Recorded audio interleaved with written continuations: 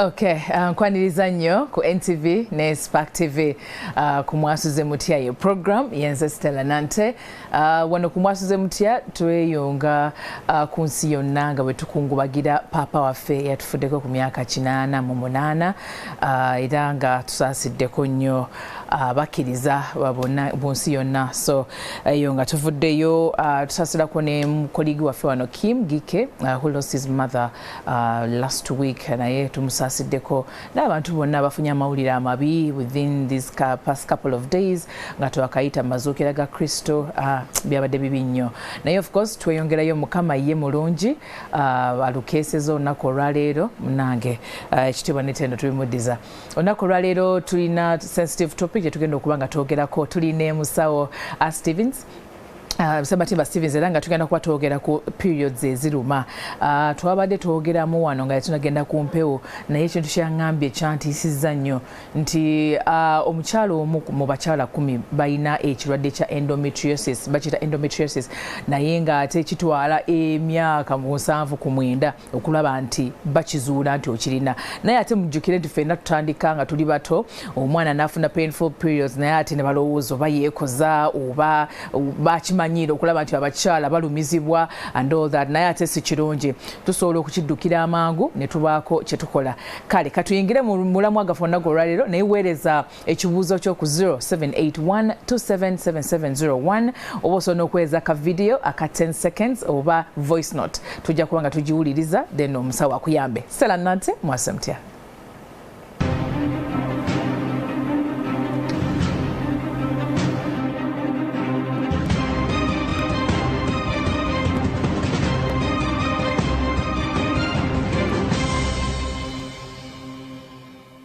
Okay, nzama okwaniriza mu kitundu kyaffe ekigenda okuba nga kisookera ddala ndine mwami Sematimba is a Dr. Sematimba Stevens era nga tugenda kuba twogera ku kirwadde is a condition twandise kirwadde condition yes gye bayita endometriosis fe gye tumanyinga periods eziruma na buli muntu enkyogerako oba you can relate either girlfriend wo mukyala wo oba ne bamaama baffe ebiseera ebyo tugenda kuba tubyogerako n'abaana b'essomero abo bikitandika tuli bato naye munaife tuba tulowooza bintu biri nnomo musawo Dr. Stevens wasuze otya?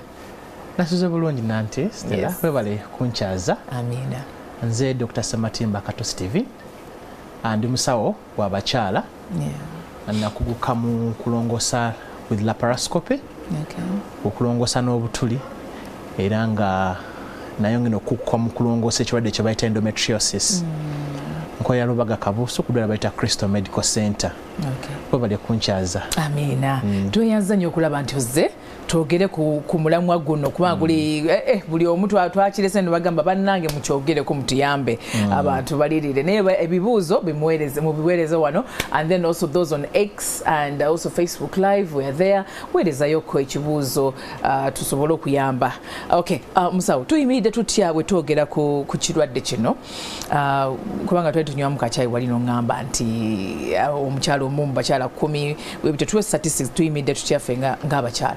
Well, obulwadde buno bubaddewo okuva obulamu bw'ensi bwe bwatandikira oba kuva Mukama Katonda bwe yatonda omuntu naye obuzibu nti obulwadde buno bubadde very dismissed oba tugambe nti abantu tebabwadde attention mu lulimi lwaffe olusawo tukiyita nti no it's a savage disease buba mu bantu buli mu bantu mbakyala abali mu myaka gyabwe egifuna embuto oba egizaala tunadde gamba nti buli mukyala omu out of 10 buli bakyala 10 bobala mulimu omukyala at least omu ayita mu kirwadde kino kirwadde kino gamba nti kiyinza okuba kyenkana ne diabetes oba okusinga kati ne diabetes obungi mu bantu omanyi nti sukaali abaddewo abantu bamwogerako naye kyewunyisa nti obulwadde buno obutawanya abakyala baffe bamaama baffe basenga baffe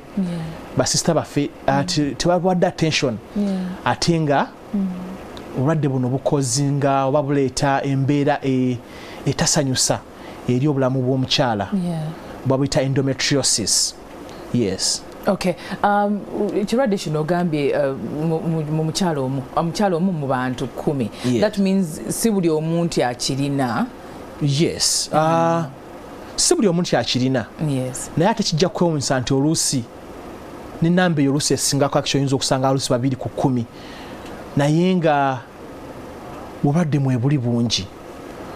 Edda nga tunakufuna methods zibuzuula nga abantu bagamba tetumanyi kyakola tetumanyi kyabakolera abalwadde bano abajja ne period bagamba genda ozaale bijja genda aba school nurses bagamba nga bawala genda we oli mu kwekoza pain bukyafu natubiyitamu naye nga tetwagala ku normalizinga pain. Yes. Buli olabanga omukyala alina pain naddala nga agenze mu nsonga nga pain eno yeetaaga pain killer. Oluusi tuddako emabega ne tubuuza naye lwaki gwe okozesa pain killer okuba nti nno bugenda mu nsonga. Lwaki abakyala bati bakozesa pain killers, lwaki gwe okozesa pain killer? Bwe natandikira awo kijja tuyamba okumanya nnyo obulwadde buno n'okufuna engeri tubujjanjaba n'okubuzuula mu bantu. Okay. Yes. Bw'ogamba ekigambo ekyo endometriosis kitegeeza ki kwegamba ekiri around that topic? Okay. Endometriosis obulwadde obuva ku buli mukyala afuna periods asobola ofuna endometriosis kasitoba ng'ofuna periods. Okay. Omusaayi oguyiika mu periods oba gwe tukuŋŋanya mu pad obusaayi obumu busobola okudda emabega ne butrackinga backwards. Omanyi the female reproductive system is an open system okuva wansi eyingira paka mu lubuto open system teringa y'abasajja nti closed system. Tuva nti abakyala bafuna nnyo infections okusinga abasajja kubanga abasajja system yabwe eri closed ate abakyala eri open. So in that way omusaayi ogumu gusobola okudda emabega bwe gutrackinga backwards ne guyiika mu kabutobuto owali ebyenda oba akabubi akabikka ku pelvis newiika ku magi ku nseke oluusi kale bwe gutambula ennyo negenda ku kyende no ku appendix oluusi gusobola okutuuka ne mu by some method gusobola okutuuka mu mawugwe gusobola okutuuka mu nnyindo. Gubeera dangerous. Yes, guba dangerous. Kigenda deep bwe kityo. Yes. Ojja kwesanga nti waliwo abakyala abamu nga bagenda mu periods afuna nose bleeding. What? Bagenda mu periods afuna nose bleeding kitegeeza cells ziri ezinda okubeera mu nabaana zigenze mu nose oba mu nnyindo oba bagenda mu periods nga afuna difficulty in breathing kitegeeza cells zino ezina okubeera mu nabaana omwana watuula oba periods we ziva zituuse paka bwe zigenze mu mawugwe zo trackinga paka bwe zituuka mawugwe. So embeera eno ereeta okuba abakyala nga bayita mu mbeera embi ennyo kubanga teebereza wandibadde menstruatinga mu nabaana natoli mu menstruatinga mu nnyindo menstruatinga mu mawugwe oba menstruatinga mu kabutobuto nekireeta pain. So omusaayi guno gutambula guleeta enkovu buli gutambula we guyita enkovu ezo zezisinga n'okuluma actually naddala nga abakyala bagenza mu periods. Yes. Okay. Bw'oyogera waliwo gundi eri nnomo n'eyo eri affected bayinza otuteerayoko ku kifaananyi ekyo abantu kwegamba tugeraageranye eri nnomo ne kwegamba bakita batya system y'abakyala eri nnomo n'eri eriko enkovu ezogambye. Yes. Era bwe tuba for example tukebera ne bwekwatako bukwasi omusawo amanyi kati olaba ekifaananyi kiraga nti system y'omukyala akabubi akagibikka tikaliko nkovu yonna kali smooth nnyo okuva eno mu support zeyo nabaana ebya white magi kati buno obulinga obuguwa zenseke kati periods ziva mu nabaana omwo ne ziyita mu nseke akantu akali around the white thing zenseke zitrackinga ne ziva mu nabaana ne zigenda mu nseke ne ziyiika ku magi oba ne ziyiika kabutobuto bwe ziyiika kabutobuto nezi affecting ekyenda nezi affecting amagi nezi affecting a lining yonna yonna kugamba tusanga nga tuyita frozen pelvis nga pelvis yekutte buli kimu kyekutte bwe kiti so embeera nereeta abakyalo nga buli kimu ekiri around okwekwata because cells teziba normal ziba zizze zikola massive destruction. Yes. Okay, so and pain varies. Yes, pain varies. Yes, right. Pain yene varying because buli omu alina stage gyabeerako n'obulwadde buno. Sifa ku stage esooka lwaliwo wojja nga pain weeri naye nga stage obulwadde butandika butandisi. So buli bwogenda nga obulwadde bukula ne pain okweyongera. Buli tutuuka ekiseera nga pain nyingi nnyo nga tekyali ku period zokka nenga mu mbeera ze z'omukyala eza bulijjo pain eba nyingi nnyo waliwo abakyala babeera eyo nga buli bwagenda mu periods for example bamu ekitanda exactly nga buli bwagenda mu period ale takola bwagenda mu period family ye ebeera mu nnaku ne family etandika okweyaliikirira exactly era bulwadde kubanga utebereza obulwadde obweraliikiriza family yo ng'ogenza mu periods waliwo abakyala betukolako bw'omala omukolako n'agamba dokita buli nafunanga period nga buli omu andi okumpi yeeraliikira kitegeeza obulwadde buno obutwaliza kubanga jjukira maama yepira omukyala yepira ya society maama yalabirira ewaka yalabirira abaana ya organizinga buli kimu yakola buli kimu kitambulira around mami kati buli tebereza oli mu family nga gwotegeka buli kimu naye ate buli wogenda mu period buli omu yayakira nti tunaalya kamere tunafumba tunaalya ku nyama so something like that nti society ebeera distressed nayo because of endometriosis because of pain. Tulaze gundi system ng'eri bulungi nnyo naye katulabe ate system endwadde nga yo eriko obuzibu era bwe tuba tukola ku lwadde buno of course tusobola by scan naye bwe tukola laparoscopy bw'oyingiza kamera mu mulwadde bw'obanga walabye ku endometriosis naawe atamulaba nkomanyirawo nti kino this is not something normal olabirawo nti nno buno ebintu byekutte bigenda byefunyanga byekwata n'olaba embeera ya oba tugamba akavuyo mu lubuto kubanga system yatondebwa nga buli kimu kirina kubeera free buli kimu kirina kubeera nga tekirina buzibu naye bwekitandika okwekola n'olaba n'olusaayi kubanga guba musaayi olaba olusaayi nga lujja lulayining oba lwekutte kabubi akalina okubeera free so gwe kali system yasinga agisemezako naye nga olaba system nti kali kabadde kabubi nga kali transparent kalabika bulungi naye ate bw'olaba kano omusaayi guli awo enseke ezekutte amagi gekutte buli kimu nga kyekutte so bw'obanga wali obalabye ku bulwadde buno ne bw'oba tuli musawo bwenkugamba nti jangu mu theatre nakyendabye nawe manyirawo nti no this is not normal. Yes. Okay. Lwaki otusayo omusayi gwe tulabyeko around nagwo gwekwata kugamba it's one of those areas where gutandikira okwekwata ne kugenda maybe mu mawugwe oba mu nyinyi. Yes, anti nkugambye nti no guno musayi ogwa period we gutrackinga backwards. Okay. Ate ne gwekwata wali ziba cells ziba namu ngabo manyi nti no omubiri gw'omuntu cells ziba ziri alive. So these cells move when they are alive. Okay. Nga zikyalimu obulamu nga tezinaba kugamba nti zifudde kati bwe zigenda bwe zituuka we zituuse ziba zituuse wantu we zitalina kubeera kati waliwo kye bayita chronic inflammation nga ereeta okugamba nti no tugambe kale chronic inflammation abadde nga chronic oba ekintu ekiriwo destruction ereeta destruction kati guno ogutambula n'ogutuuka ne mawuggwe ate gwo gufuna engeri gye guyita mu misuwa omusaayi guno ate guita misuwa gupenetrating ne guita misuwa ne gutambula paka ne gugenda mawugwe ne gugenda mu nseke ne gugenda mu nyindo yes makabuto something like that. Okay. Umuntu tulaba right now yandirabidde kuki nti atandikiriza okufuna condition eno symptoms bazitwandise symptoms. Okay. Ekisooka the commonest thing obulwadde buno kyebuleta chronic pelvic pain, endometriosis.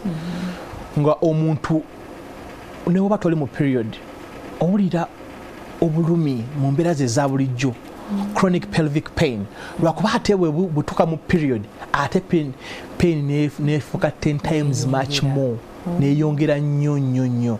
So bwofuna chronic pelvic pain ng'obulumi obuseera abasinga abantu bajjanjaba PID. Surprising. Ekigambo PID wali kiwuliddeko. Abasawo abasinga abakimanyi oba n'abalwadde abasinga bagenda mu ddwaliro agamba akabutobuto mpulira obulumi wano wansi kola scan.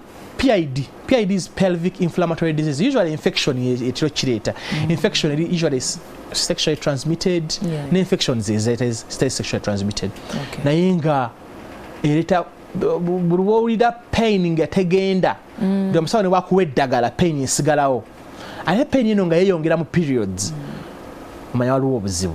Ate musawo oyogedde ku pain, waliwo pain eno gyetuwulira wansi w'ekkondi somewhere there lower abdominal pain. Lower abdominal pain. Yes. Ate waliwo abagiwulira mu mugongo, waliwo abawulira nga amagulu tosogama I don't know nga pain ogiwulira ate oba magulu oba mugongo anywhere. Kati bw'obadde otandika wagambye nti nakonaadi tunyumyamu ne gamba nti obadde buno oluusi tulwawo okubuzuula. Kubanga pain ya endometriosis yefaananyirizamu pain y'endwadde endala. So omusawo alina okuba ne high index of suspicion nga bw'omubulira symptoms zo asuspecting amangu nti buno obulwadde buyinza okuba endometriosis. Era n'asaba tests ezefaananyiriza n'endometriosis kubanga bintu bingi ebikozinga pain. Infection nga bwe nagambye so kozinga pain. Appendix okufuna akenda akatono appendix kasokozinga pain yemu. So okubanga amagumba gago mugongo galuma so nga lower abdominal pain. Naye pain ya endometriosis related eyongera nnyo nga related to periods. Eyongera nnyo nga period oyina pain naye ate periods bwe zijja it becomes too much. Ekintu era omuntu kyayinza okulabirako obutafuna lubuto, infertility. Yes, obeeraawo nga mwami wo mutambuza obulamu bwa bulijjo tofunanga lubuto naye nga tetofuna for some reason. So nga bwe nagambye nti this disease is destructive.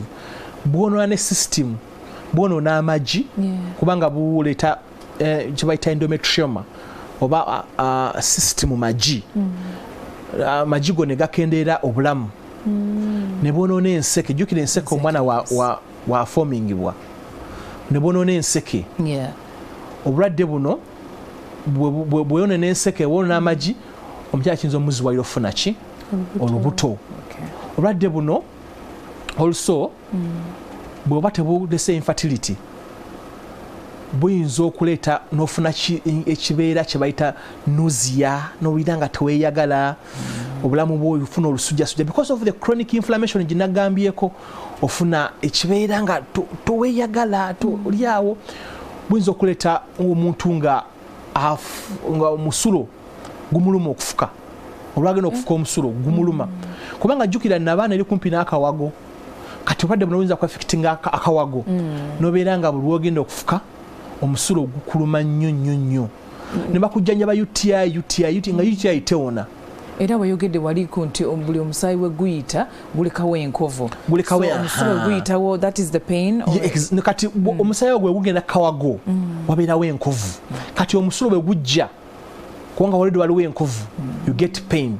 Oyinza okusanga era nga ogenda kufuluma number 2 nga bw'ofuluma olina pain.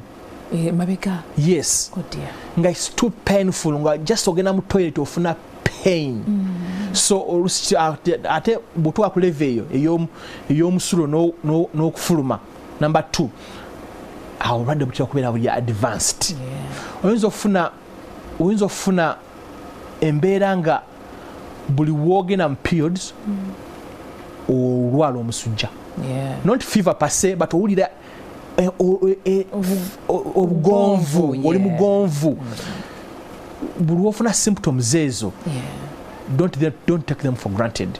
N'aba ate campaign gye tuliko kati, kubanga obulwadde buno bubaddewo nnyo, abantu babadde babudismissinga, twagala kuva mu masomero kati kusomesa bannansi, kusomesa abasomesa ba biology, okusomesa ba senior ladies, nti omwana omuwala bagamba nti pain zinzita, pain wagenda mu period alimu okusoma, tomuforcinga kugenda mu kibiina, sooka omutwale w'omusawo tumukebere, kubanga tusobola okukebera abantu abakulu n'abaana abato. The systems method gye ziri, so we shouldn't dismiss symptoms z'abaana abawala abato because tulowooza senga yakiyitamu, maama omuto yakiyitamu, nawe ojja kiyitamu. Yes. Kino ekintu kisobola okugyawo obulamu bw'omuntu, oba kale ng'okimaze tutunuulireko ne ku misconceptions around pain ya periods, nti omuntu bwazifuna abantu ate balowooza kirala. So the myths and misconceptions ezisinga okubeerawo ziri nti abantu abasinga balowooza period pain is normal. That's wrong. Era if there's anything abantu kye balina twala from this show, tubabulira period pain is not normal. Buli mukyala bafuna period pain, bwebuuze lwaki gwe ogifunye ate abalala tebagifuna. Waliwo abakyala bafuna period pain, afuna period nga tawulira pain, tafuna pain killer, tafuna ki. Kati buli olaba nga oyongerako, waliwo wakozesanga ka panado, ogenze ka pain killer diclofenac, omaze ogenze ku gofeni, maze ogenze ku mpiso, tewali weetaaga okunoonyereza. Ekirala misconception esinga okubeerawo naddala ate eriwo nnyo mu bakyala abanoonya abaana. Abantu abasinga bamanyi nti bw'oba onoonya omwana nga tovanga mu lubuto oba nga tolina bizimba, olubuto olina okujja obviously. Kati oluusi nga bwe nagambye nti olubuto lugaana. So omusawo olaba omukyala tafuna lubuto, oba naawe omukyala olaba tofuna lubuto, naye ate tofunanga lubuto ne periods ozigendamu, ate toyina bakola scan bagamba buli kimu kiri nomo. Now that is another thing. Nja kituwako nga tuyinze mu ddwaliro. Sometimes abantu bakola scan bagamba buli kimu kiri nomo, wenyabo buli kimu kitulaba kiri nomo.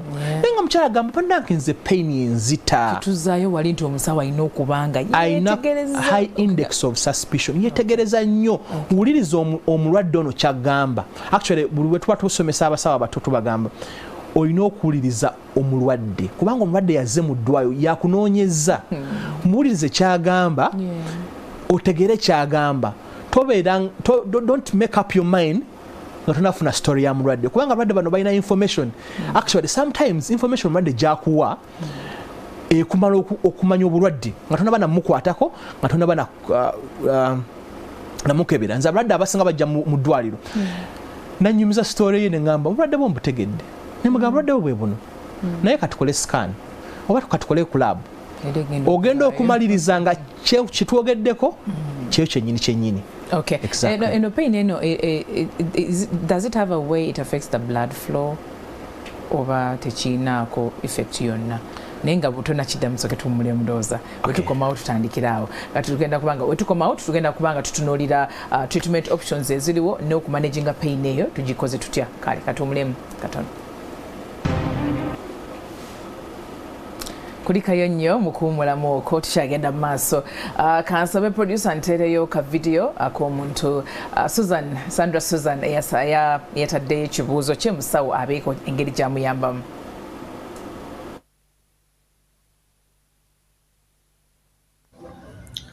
Hi everyone watching in Masizemtia. My name is Sandra Susan. About the topic we are talking about today, which is painful cramps. Yeah, I've experienced it. I think from the time I started experiencing periods, and whereby they used to be painful all the time. But then as I grow up now, I have some months that are painful, I have some months that are not painful. Like, for example, they keep varying. If this month they were painful, the next month they will definitely be small and no pain at all. I don't know what could be the challenge. I don't guess there is any effect with that. And this gives me the honor of knowing and understanding more about my periods. Yeah, so I can't wait to learn from this topic. Thank you so much, whoever is watching it. Have yourselves a good day.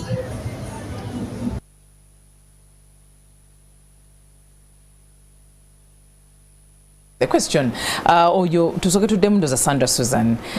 Sometimes she has painful periods and then other times tebimulumako wadde era ayagala okutegeera lwaki kiri bwe kityo. Abadde agambye nti yatandika zimuluma apero zimuluma nnyo naye bw'atuuka ekiseera zimuluma oluusi tezimuluma. So nga bwe nagambye nti omulwadde bw'ajja mu ddwaliro tuwuliriza story ye bulungi nnyo ne tumanya there are some factors. Tuyinza okumubuuza Susan, periods zikuluma oluusi tezikuluma, have you tried to conceive? Gyogezaako okuzaala? Nti dokita mbali n'omwami wange kumala emyaka 5 tufuna lubuto. That's a catch. Bwe tumala ntugamba bwe zikuluma okozesa pain killer ki? Kijja kumpa level of pain. Era actually abakyala abasinga some nga bwe nagambye depending on degree of disease. So oluusi pain ziba nyingi, oluusi ziba ntono, oluusi tewetaaga pain killer, oluusi weetaaga. So kijja kwetaaga okukebera because you could catch the disease early n'obukwata mangu. Buli wabeera pain wabeerawo obuzibu. Ate pain naddala pain yeetaaga pain killer, then wabeerawo obuzibu. So asona tumu advisinga yandyetaaza okukebera n'omusawo. Not every doctor is trained with endometriosis. Sibuli musawo. Exactly. Yes. We have men around the country, but not everyone. Okay. We check ne gynecologist wo omanye status yo, and a simple test nga scan eyamba n'omanya lwaki periods zo ziba painful. Waliwo obulwadde obuli cousin disease wa endometriosis babuyita adenomyosis. It's a cousin disease. Nti jukira luli ngambye endometriosis periods emusayi gutambula ne gugenda ewala. Kati adenomyosis is a cousin disease. Nti akabubi n'abaana akabubi munda n'abaana omwana watula periods we ziva cells ezo zitambula. Zina potential etambula. Oluusi spreading ne zigenda ate mu n'abaana ne zigenda mu nnyama. Usually ngamba abantu balangala babola bakedo. Kedo ina obubi busatu. Ekikuta kyolya kedo nyini gwolya n'akabubi amunda kedo ensigo wetuula. Kati n'abaana bato bwali nti ensigo wetuula wava periods era cells ezo zimigrating ne zigenda mu nnyama. Kati n'abaana ne zimbulukuka.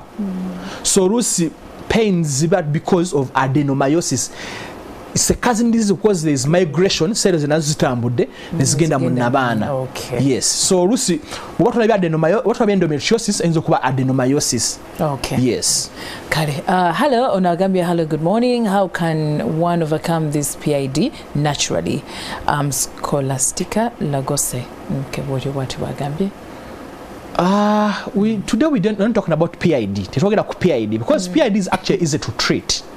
PID is a infection. Bw'omusawo bw'amanya obuzibu kyangu nnyo okujjanjaba PID.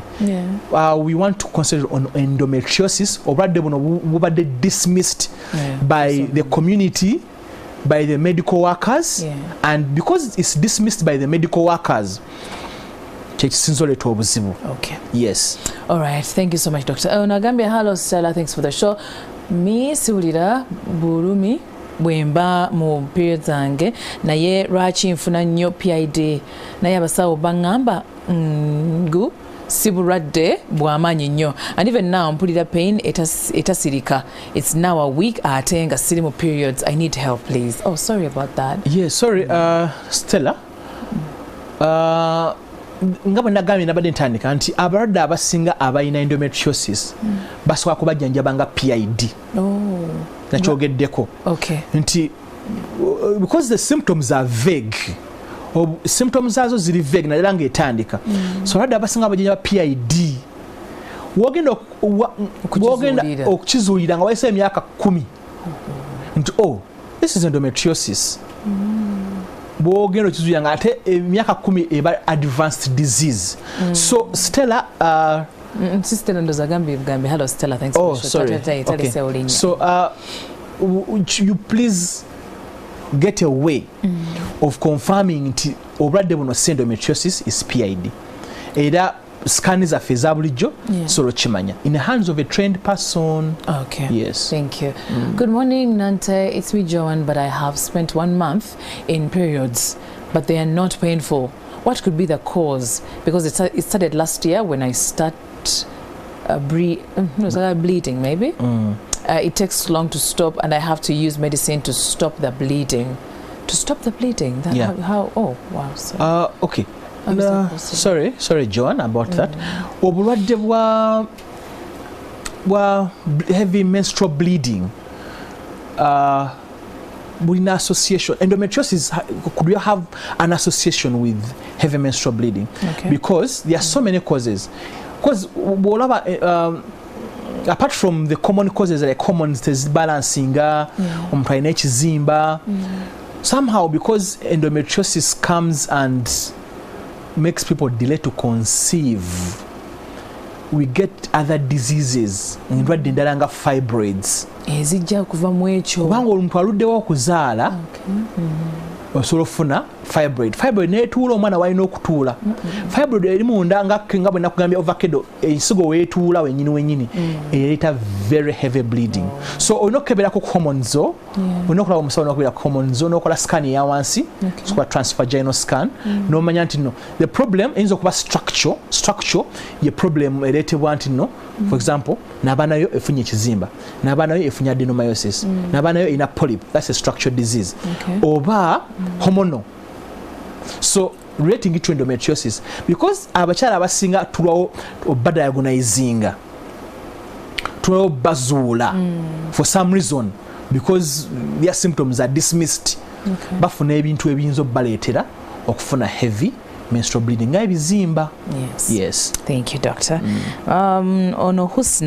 Ono Husna agami, my sister has been getting that pain and painful periods for 3 years now, but she was operated last week and part of the uterus was removed and also the appendix. Will the pain go away forever?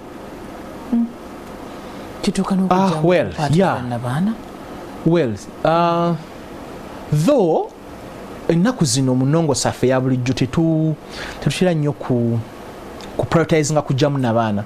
With the advances mu medicine prioritizing kujjamu n'abaana, though edda nga advances tezinaba kweyongera nga the priorities are hysterectomy kujjamu n'abaana, ati naye ate kyasolvinga nga buzibu kubanga jjukira nagambye obuzibu tebuli buva ku n'abaana, obuzibu buva ku enkovu ezeetebwa endometriosis.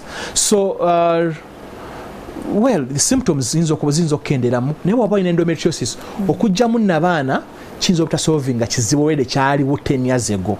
Yes. Kati part of the n'abaana baba jemu checks baba basazeeko omusale baba batuddeko. So again I think atuyambye okudduka ne tudduka tugenda mu management naye tunakutuukayo olusi bw'oba tetukoze laparoscopy ye pinhole surgery.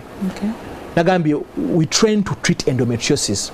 Kati bw'ogenda mu abantu abali mu byalo ennyo abatali maybe methods zino zikolebwa otuuka nga someone has a frozen pelvis nga buli kimu kyekutte, so buli kimu bwe kyekwata muntu bw'omulongosa by open surgery, most cases you can't go far because buli kimu kyekutte. So bw'oba mulongosa by open surgery, the best someone can do is to remove whatever they are seeing. So laparoscopy it becomes much easier to manage. So oyinza okwesanga she was opened and the doctor had it was in the best interest of the doctor and the patient to do whatever they could to help the patient obulumi okendera mukko. Okay. Yes. Because we have to go into management. Yes. Well, this one has asked Rachel, what causes irregular periods? What was then umlanasabe number? So I'll give people my number. As we conclude. What causes irregular periods? It was like that's one of the multi-million questions we get in hospital. I read about what periods are irregular. Yeah. Answer is simple. There are so many reasons. Nsonga nyingi nnyo lwaki periods z'omuntu z'okuba irregular. So inogenda mu ddwaliro bakebere. Onoolaba omusawo wo funa gynecologist akuli okumpi, funa medical officer akuli okumpi, omubuulire how it started your story. Tujja kebera to ranging from simple tests like a scan, hormones, MRI, advanced, so laparoscopy. By the way, laparoscopy can also be a test, though we don't prioritize it. So, magezi gamuwa kulaba musawo. Kubanga ensonga nyingi nnyo lwaki periods okuba irregular. Ne hormones enyingi zitwogera kuziba nyingi. There are so many hormones. So mumulwadde musawo omulira story yo nakuwuliriza bulungi, we always encourage abasawo balwadde tubawo obudde tuwulize story zaabwe, twetaaga kumusaba hormones 10. Umuza story wetaga musaba hormone yemu to save money and time. Okay. Yes. Yeah, well exactly. Okay. to engage yourself managing mu condition eno. Well, endometriosis management eri a bit complex. Naye it ranges okuva mu ku observe with a few small painkillers, and it will depend on the age. Omwana wajjidde oluusi bajjanga bato 16 years in high school na tukola scan mu baana abato abatafubeera nkona musajja. Oluusi it's a bit tricky kubanga scan gitukozesa mu bantu abakyala ababeera n'abasajja ebeera transvaginal. Kati mbala tukola transrectal tugisa once. It's not painful actually. It's a bit uncomfortable, but it's not painful. Ne tukebera ne tulaba. So it to ranging up from giving painkillers, simple painkillers, and we chart the symptoms. So you chart your symptoms, help us chart, and we see the progress. Chart means to pain score, symptom score, they told about how your symptoms are progressing. Pain out of 10, erichi. The doctor, 3. I'm okay. Come back after 2 months and we see. So we can observe, give painkillers for the early stages. Okay. Now, also their desires. What about the ngayagala ku managing pain? For example, ngayamala okuzaala ayina abaana basatu bana yamala okuzaala ngayagala ku managing pain, and we manage the pain. Tuyinza okuteeka mu akaweta ka IUD, aka IUD aka hormones. Now we manage the pain kubanga jjukira obulwadde buno buli so related to someone's periods. Yes. Buli so related to someone's hormonal build up. So waliwo IUD oba hormones. Bwe tukateekamu, yes, bwe tukateeka wansi karelizinga hormones eziyambako to counter your hormones. Zicountering ebeeranga opposing your hormones. So as we oppose your hormones, the symptoms of chronic inflammation buli period zikendera mukko. So nga bwegambye nti we listen to the patient and we help the patient manage them depending on chayagala. So bojanga you wamala okuzaala, it's we want pain, we manage the pain. Sometimes we give hormonal treatment. Tukuba empiso, empeke, is a hormones. Kubanga nga benagambye obadde buno depending on your menses. Ate menses, let me tell you something else. Buli mulwadde bajja mu ddwaliro nangamba period zange ziri regular. Kitegeeza hormones ez'abakyala ziri normal ebiseera ebisinga. Era nze omukyala bwajja nangamba nemedde ofuna olubuto naye periods ziri regular buli mwezi nzifuna mu budde. Ebiseera ebisinga saba hormones because it means your body is organized enough okulaba nga hormones ofuna periods eziri zita hormones zita periods eziri regular. So bwe tukuwa hormones okumanaginga pain or periods or pain related to periods eyambako reducing symptoms. Kati bwe tukizuula nga tukoze scan, we missed something. We're supposed to talk about how to diagnose the disease actually. That's why I'm a bit yeah, but tukizuula nga tukoze scan, because the standard of diagnosis is a scan. The standard. But tukizuula nti ofuna obulwadde bwa endometriosis, tukustaginga bulungi nnyo. Waliwo method bagita Enzian classification. Era abadde baffe bonna aba endometriosis tubawa chart eriko Enzian classification. Nga tulaba amagi gafaana gatya, n'abaana efaana etya, enseke ziri zitya, ebintu bitambula, because nagambe system ebintu bina kwa free. So bwe tukizuula nga everything is tewali mesi yonna, tewali any way to go around it, we advise the last stage is having laparoscopic surgery. Now the laparoscopic surgery is advanced laparoscopic surgery.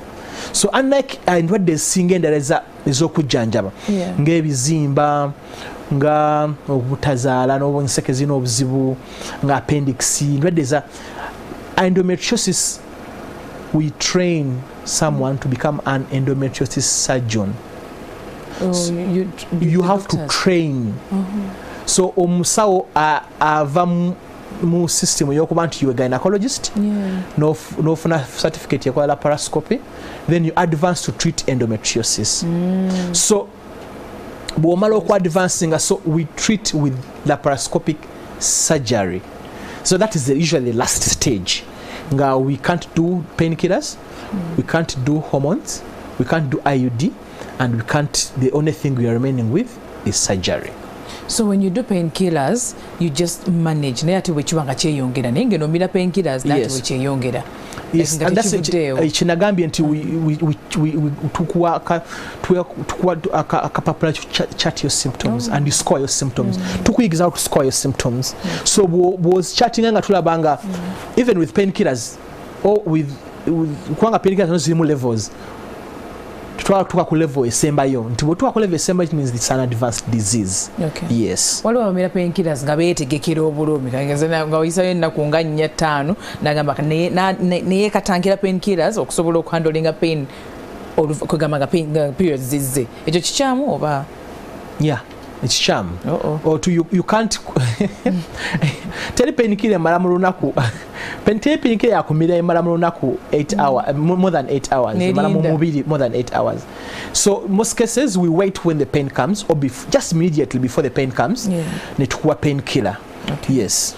All right, oyogedde ku endometriosis run tujajjukira nga tumaliza seconds asatu agasembayo, naye waliwo stigma nayo. Is there stigma related to this? Yes, so much stigma.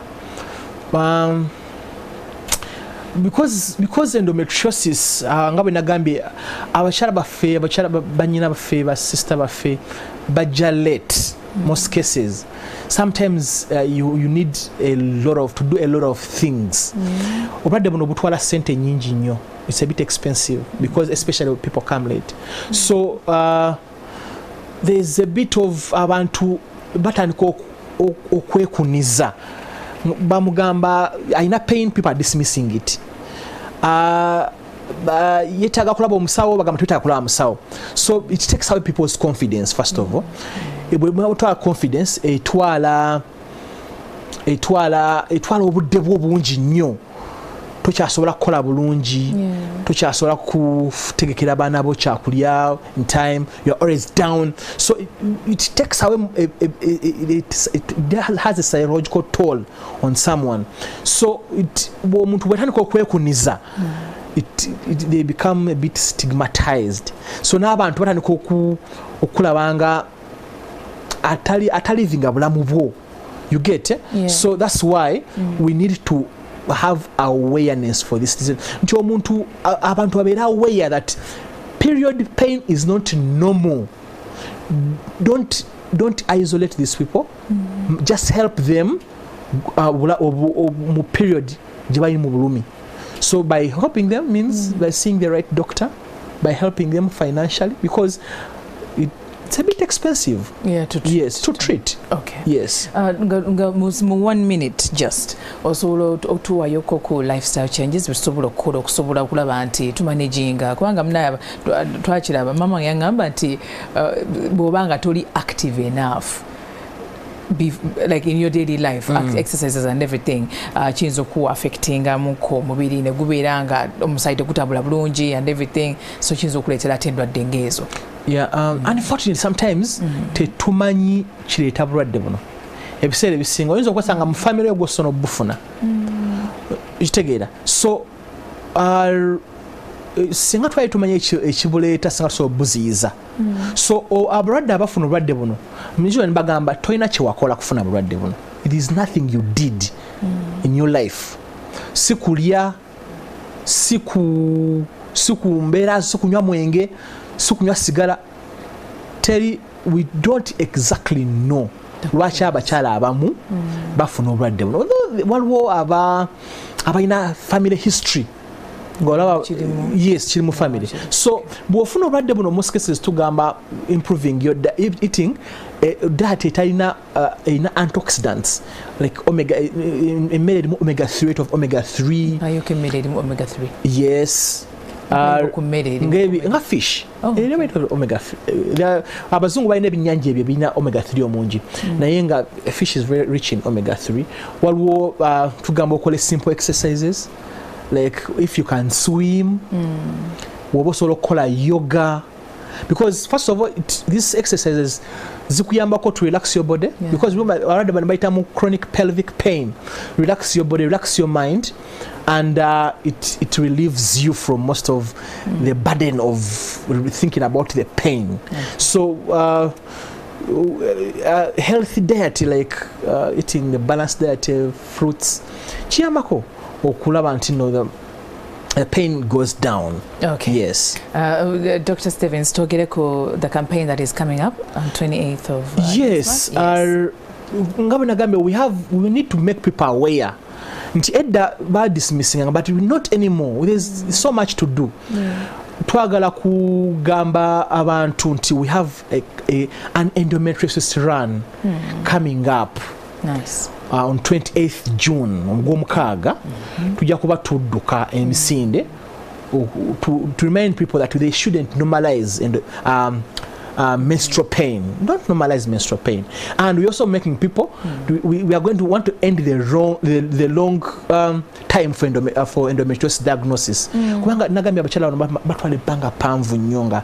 So bwe tukendeeza ku budde bwe tutwala to diagnose the disease, so it will help young girls, people in reproductive age, wala abantu badde tubukwata mangu etubujjanjaba. So that's why we want to make it sure that we run and to awareness about endometriosis. Yes. So those who want to contact me can contact me on 0704 78 93 80. That's my number. About the run, about endometriosis, about pelvic pain, about period pain, we can always have a chat. We can always have a talk about the disease. Okay, on that day, are you going to diagnose some women, some girls? We have in a program. We have an endometriosis foundation. So we twagala ku abantu batuwa kasente, twagala tufune to take most of these scans which diagnose this, because we need an advanced scan. So twagala tufune kasente to mobilize tufune kasente to take scans zino mu bifo ebisinga where people can get this service, and tuyambeko abakyala abamu kubanga obulwadde buno bwa bbeeyi. Tuyambeko abakyala abamu abatasobola kusasula sente za kubalongoosa, tubayambeko okubayamba oba pushinga bafune help, because it's quite an expensive disease to treat. Yes. Okay. Nga bwe tumaliriza tuweeyoko abantu abadyetaaza ogenda mu ddwaliro naye kubanga waliwo point ewagambye nti no omuntu abanga agenda okukebera oba ayina ekirwadde kino tamala gagenda wa muntu yenna mukwatirira mukebera kubanga balina okubeera genda to specific doctors bagende wa exactly. So we have endometriosis centers around the country. Of course, but twandigambye abantu first go and see a gynecologist. First things first, gynecologist. Go and see your gynecologist. Yes. Okay. So your gynecologist will be able to tell you that they can manage or they can't manage. And bajja kusobola okurefaringa owali omukugu ajjanjaba endometriosis. Surprisingly, again, I want to call for government. We are like 3, 4 endometriosis surgeons. Abakenya baduse speed but trainings, but we are not so many, we are still few and a number nene. So see your gynecologist, omusawa ajja kuyambako, they'll help you because waliwo endometriosis etandikibwako you can't manage, waliwo where it's advanced and you have to refer to an endometriosis surgeon. Okay. Yes. Kale, a number omulundi gusembayo and then abantu tubasibule musawo. Then the last message to our audience. Number 0704 78 93 80. People can reach me. And obako obusembayo, I think let us not normalize menstrual pain. Abachala babonabona when we normalize menstrual pain. But tuzuula nti omukyala alina menstrual pain yeetaaga pain killer, then that's not normal. Nkubiriza abakyala bakebere mangu osanga obadde bwe tunaabuzuula mangu ne tujjanjaba. Kale toyanza nnyo toyanzege Dr. Stevens. Bwe tutyo tutambudde olunaku olwaleero, wiiki yakatandika, bingi nnyo bye tubategekedde. Weekuumire ku Mwasuze Mutya, tukyagenda mu maaso ne programs ez'enjawulo ku NTV ne Spark TV. My name is Stella Nante, kabasibulire wano.